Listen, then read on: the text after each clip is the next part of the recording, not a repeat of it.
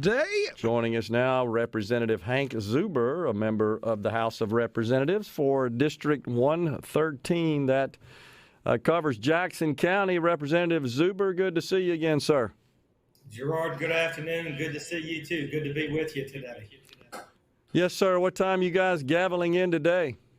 We go in at 2 p.m. this afternoon.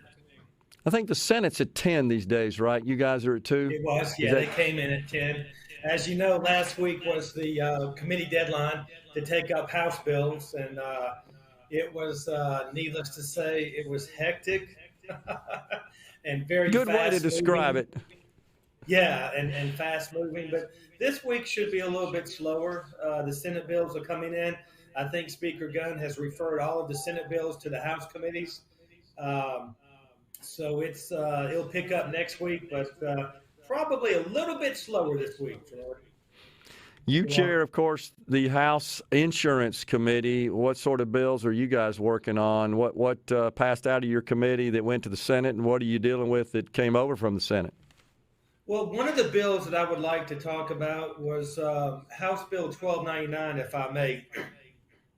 And if I can back up and give you the historical context of that bill, 3 or 4 years ago, the Speaker came to me and gave me and Vice Chairman Kevin Ford and the Insurance Committee the charge of trying to find out why pharmaceutical expenses and the state health insurance premiums have gone up year after year. And what happens is that we will give a pay raise to state employees and the teachers on one side, and then the health insurance plan and their premiums go up on the other side. So it's like a give and take. So we started looking into it about 3 or 4 years ago, and we found out that the number one cause for the increase in the premiums were pharmaceuticals. They were increasing approximately 20% year over year. And so we started looking into it. And we came up with House Bill 1299, which requires transparency and sunshine on PBM contracts. Okay. So, and I know that was a issue that got a lot of debate in the Senate in particular. Not so sure about the House, but can you explain a little bit what, for the benefit of our audience, Representative Zuber, the whole concept of PBMs and how they fit into the ecosystem of pharmaceuticals? Yeah, I'll be happy to. Now, if you remember, on the Senate side, they were dealing with a guaranteed or a mandated dispensary fee. Okay. And so it's quite different, Gerard, on the House side. All we did on the House side with House Bill 1299 was just require that the details, the specifics, the numbers of what the charges are for pharmaceuticals will have to be exposed and become public. It's very hard. We are of the opinion that right now it's very hard to track the money and the rebates between the manufacturer and the PBMs, the pharmacy benefit managers. So we want to be able, as public policy makers, we want to be able to track that money, track those rebates to see who is getting what, and how much, making sure that we're getting charged for what we're contracting for, and just to be able to follow the money and see where that leads us. Gotcha. Yeah, it's as you well know, it's very complicated, it's very convoluted, and if you try to sit down and draw up kind of a flow chart of how the contracts and the money flows between all the parties, it will have you kind of glazed over. Honestly, it's pretty complicated. Well, I'll take it a step further. I did not realize this, but the PBM companies, they contract with other companies just to handle the rebates. Right.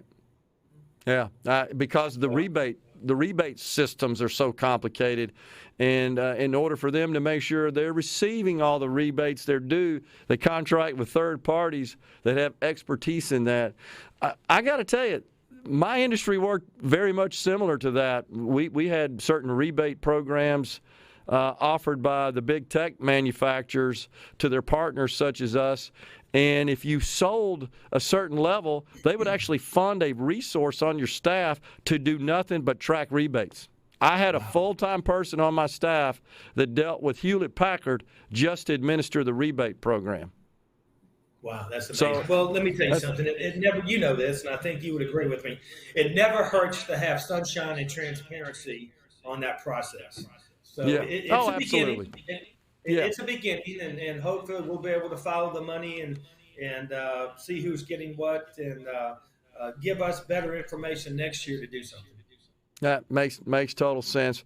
What other bills do you see there, Representative Zuber, that are going to really get a lot of attention?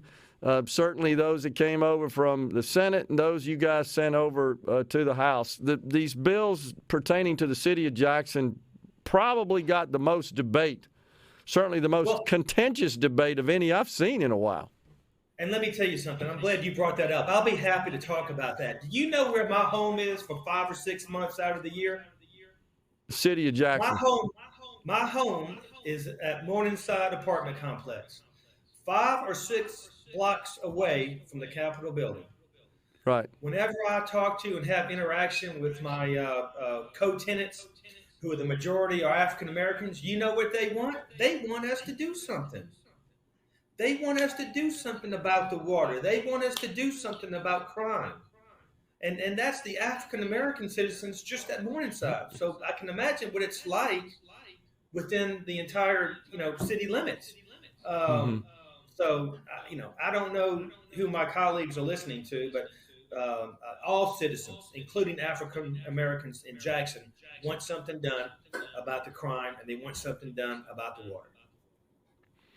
Well, so what we have now, right, are a couple of bills. One where the state would assume control of the water system, and I think a board would be appointed, if I'm not mistaken, that would have that purview.